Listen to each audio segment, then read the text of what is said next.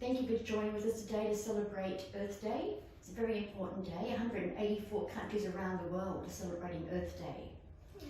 I think it's important for all generations to be celebrating Earth Day, and I think this is a call to action for government and business leaders to hear what the youth of Australia has to say about Earth Day. Earth Day to me is about saving the planet for future generations. How do you feel at your age group, which is tomorrow's adults, who are going to be living in this environment? How do you feel about our environment and what action's being taken to save our environment? I just think our environment's like really important to us. It's like the planet we live in, it's our whole world, our future, and without it, we're really like nothing. So the fact that the government isn't doing much to save it, to stop from the species going extinct, our native animals, like the koalas, it's like the Australia's main like thing, and if koalas go extinct, if all the ice caps melt, these natural disasters coming in, like, it's horrible, and we're not doing much to stop it. I think that's just like awful, and it's stopping our generation from doing anything, and it's just, I think we should be taking more action to stop all this from happening. I think, yeah, like Monica said, I'm feeling sad and hopeless because, I want to be confident that we have a future in a world that's clean and healthy, but at the moment, it doesn't seem like it's going to be that way. I feel sad not only for myself, but for my loved ones, and, beyond that, for everybody on Earth and everything on Earth, like Monica said, the animals, and then people who are disadvantaged and right now feeling the effects of climate change already. It's devastating, and to add to that, I feel hopeless because, like Monica said, the government isn't doing enough, and we need them to do more. Sure, it's nothing worse than feeling that hopeless feeling. I mean, I've worked in third world countries and I felt exactly how you feel when I see the environment, and the expectation is you're going to die at 64 because the atmosphere is so polluted. Australia, though, is the perception that we haven't got that bad an environment. And because we have that perception, I think government and business leaders are delaying action. And I think delaying is the word that I'm going to put to you. If you had a chance to speak to the government and the business leaders of Australia, what would you tell them about delaying action?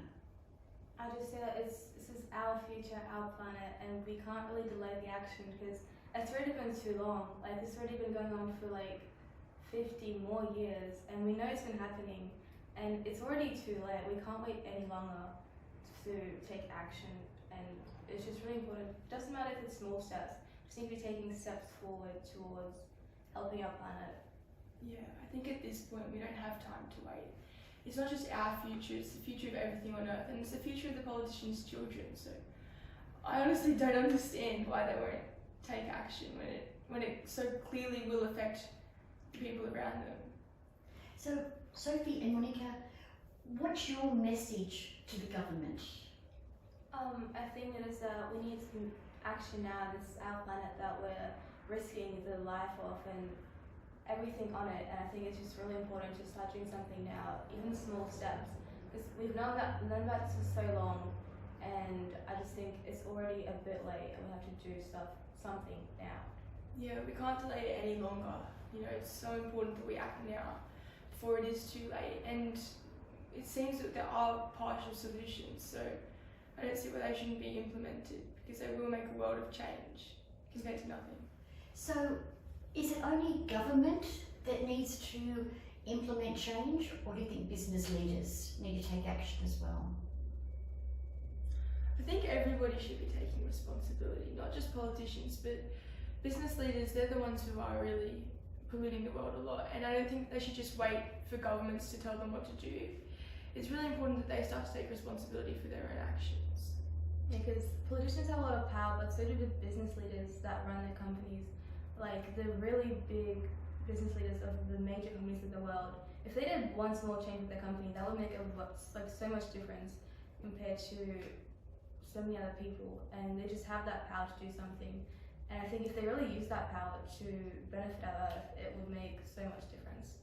So Monica and Sophie, how would you feel if you knew that there was a carbon emissions reduction solution available now and it wasn't implemented till 2030? I think if we started doing something like that right now, it makes so much difference. Because that's a whole 9 years of saving so much carbon, and that makes so much difference. Like even if one company started doing that, a major company, that would reduce it by so much and more than a lot of things could. And I think it's heartbreaking that it's not going, like, you know, if it's not going to be implemented until 2030, because that's 9 years of emission reduction wasted that would make such a massive difference to the world. Well, welcome Melissa to Earth Day, Australia.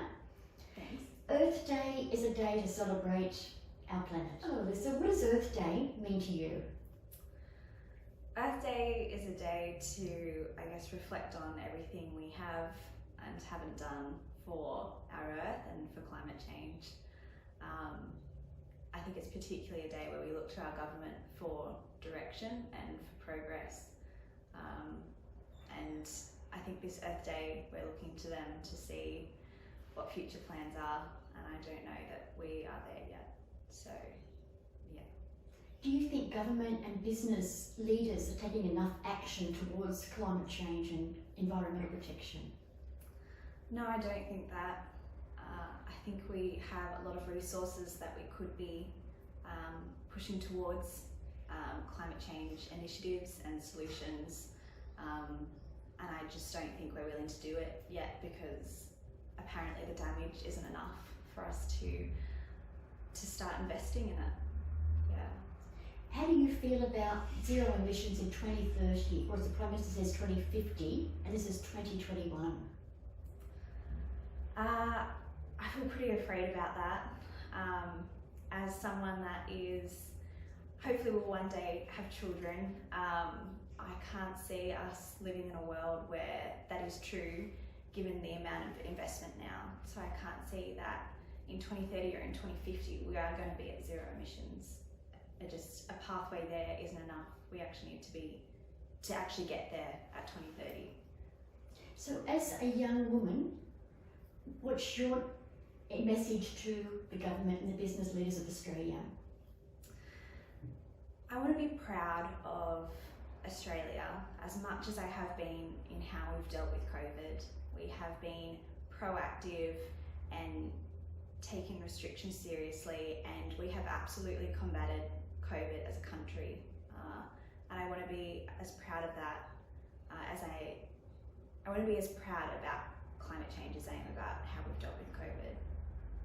What would make us most excited is Australia being at the forefront of this change. We can't wait until 2030. We need to act now. And we need everyone to join us in this movement.